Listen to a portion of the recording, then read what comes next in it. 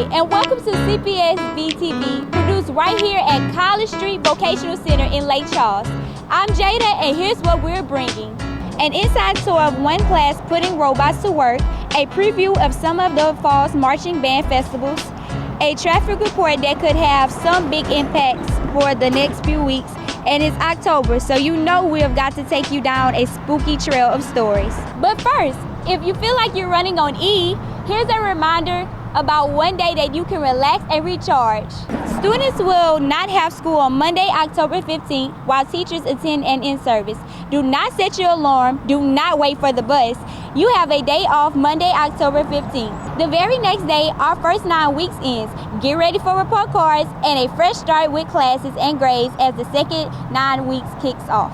Homecoming season has already come and gone for some students, but it's not over yet in Calhoun Parish. Let's head to LaGrange High School where Drew will fill us in on who still has the big game and dance on the calendar.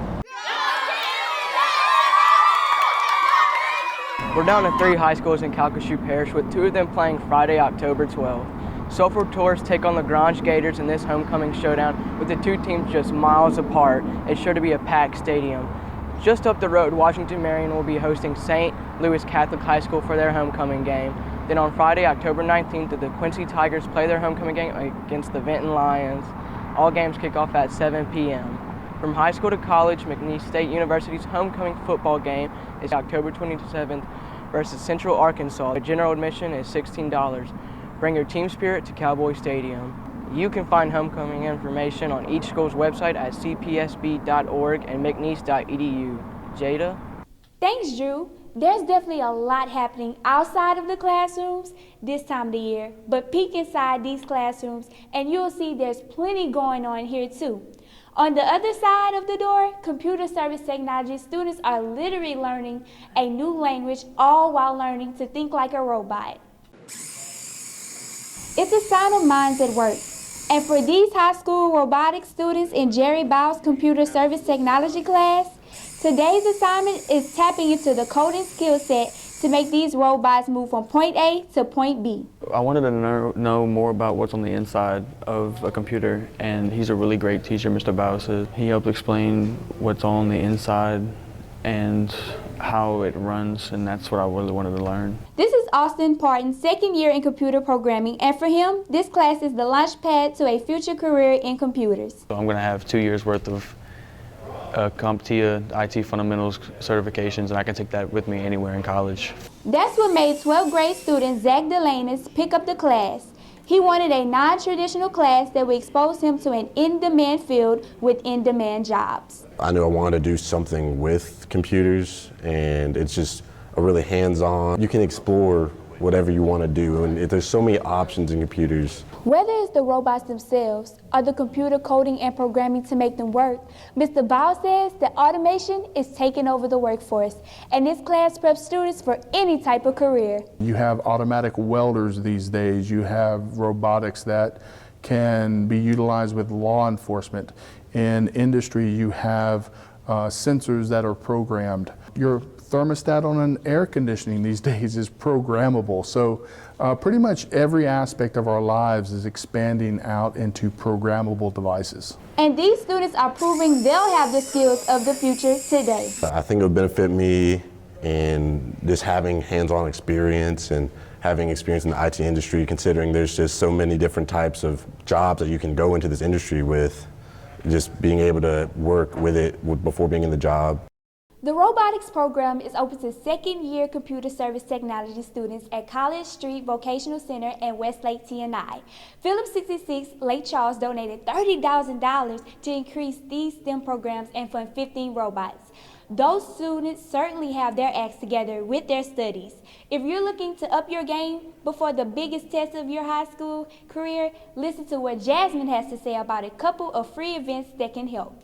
This is probably the last thing you want to hear about, and the 3 little letters ACT can send chills running down your spine. If your palms are sweaty, don't fret. There is free help available to give you the confidence you need to glide through the big test. Mark your calendar for Thursday, October 18th for a free ACT workshop at Central Library in Lake Charles. It's from 6 to 7 p.m. and will go over test-taking strategies for success. Then, on Saturday, October 20th, you have the chance to take the ACT practice test. To check your progress, both events are at Central Library. You can register by calling 337-721-7116. As the saying goes, you never get a second chance to make a first impression. At this age, many of us are trying to land jobs, but that can be tough without the skill set and how to nail an interview. That's why the next Teen Connection is focusing on making a great impression. It's on Thursday, October 18th from 5 to 6 p.m. at the Donald Ray Stevens Community Center on Cessford Street. Teen Connection is a series that happens twice a month and is organized by the City of Lake Charles. I'm Jevin with The Beats, and what's got local marching bands drumming up excitement right now is festival season. Marching band festivals are what every marching band looks forward to in the year, performing in front of judges and getting scores based on how you played and marched. The thing that most band kids enjoy about the experience is seeing other bands perform. The thrill you get marching onto the fields, into your spots, as you hear in the back, "Drum majors, is your band ready?" You may take the field for exhibition performance. To name some of the festivals that are taking place this year, let's hear from the band director at Iway High School. We are going to have 2 festivals in one day on October 20th. We'll go to DeRidder High School for the 38th annual DeRidder High School Marching Festival, and then we will travel to Lake Charles later that afternoon for the 2018 Gulf Coast Marching Band Championship at McNeese State University. Following that, we will go to Sulphur High School on October 27th for the 37th annual Sulphur High School Marching Festival. All you band kids, make sure to eat and sleep properly and take care of yourselves out there. With The Beats, I'm Jevin, reporting for CPSB-TV.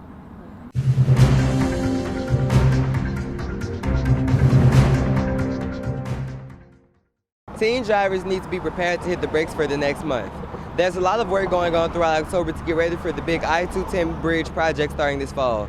Before that can happen, there's scheduled maintenance work on the I-10 Calcasieu River Bridge. So you know what that means. Be ready for traffic to slow down your daily drive. For the next month, there will be alternating lane closures on the I-10 bridge. The most important dates you need to know are October 12th through the 14th, when all eastbound lanes are closed. Then again on October 26th through the 28th, when all westbound lanes are closed. When that happens, traffic will be detoured to I-210, and you know what that means. Be ready for traffic slowdowns. That's your traffic talk with Traylon. Now to something almost as scary as Calcasieu Parish traffic. Halloween! I don't know about y'all, but I love October. It is my favorite month of the whole year. Everyone's drinking pumpkin spice lattes, wearing cute sweaters, even when we're yet to get our first cold front. And of course, there's the spooky music. There's so much to do in this month in such little time. One of the top events of the season is a fright-filled trail at the Lost Hollows. Every year offers a new round of scares, and this year is no different. Show up at 3401 Derrick Drive in Lake Charles to catch the shuttle to the secret trails. You can tour every weekend night from now until October 27th. Tickets are $22 per person or $35 for a fast pass. Every Halloween season, the World War II era destroyer is transformed into a spooky ship that gives plenty of screams. $15 gets you aboard, or $25 for a fast pass. That's docked off Enterprise Boulevard in Lake Charles. Or maybe a scary movie will get you in the spirit. Whitney tells what's playing this month. There are several spooktacular movies to choose from, whether you're looking for something family-friendly or well downright freaky. Let's start with the new sci-fi movie, Venom. It's the story of journalist Eddie Brock, who is trying to take down Carl Drake, the notorious and brilliant founder of the Life Foundation. While investigating one of Drake's experiments, Eddie's body merges with the alien Venom, leaving him with superhuman strength and power. Venom is now in theaters and is rated PG-13. Next up, a movie even the kids can enjoy, Goosebumps 2. Two boys face a struggle with witches, monsters, ghosts, and a talking dummy after they discover a mysterious book by the author R.L. Stein. It will be in theaters on October 12th. Finally, a horror movie that even scares the family dog. On October 19th, Halloween comes out in theaters near you. It's been 40 years since Laurie Strode survived a vicious attack from crazed killer Micah Myers on Halloween night. Locked up in an institution, Myers manages to escape when his bus transfer goes horribly wrong. This movie is rated R, but be warned, you don't have to go to theaters to get a chill down your spine. Check out the short film from our TV students.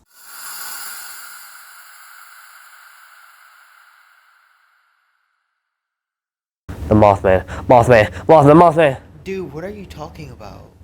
The Mothman. In 1966, 5 men were digging graves in a cemetery in West Virginia. There they claimed to see a silhouette of a man flying above their head. This dark man-like figure would soon become known as the Mothman. That same year, 2 couples from that same area were driving outside of a town in a place that many knew as the TNT area, the site of a retired World War II munitions plant. They claimed to have encountered a large flying man, 10-foot wings whose eyes glowed red. Many people believe that the Mothman was a previously unknown species of animal. Many others claimed it to be something more supernatural, even alien.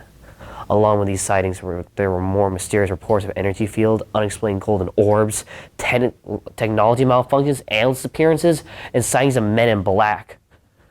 All these sightings and reports correlate with UFO folklore. More recently, the Mothman is said to appear before historical disasters, such as the Chernobyl nuclear disaster in 1986. To this date, it's the world's worst nuclear disaster. It's also said to have been sighted on 9/11, the I-135 bridge collapse in 2007, before the swine flu outbreak in Mexico in 2009. You know too much.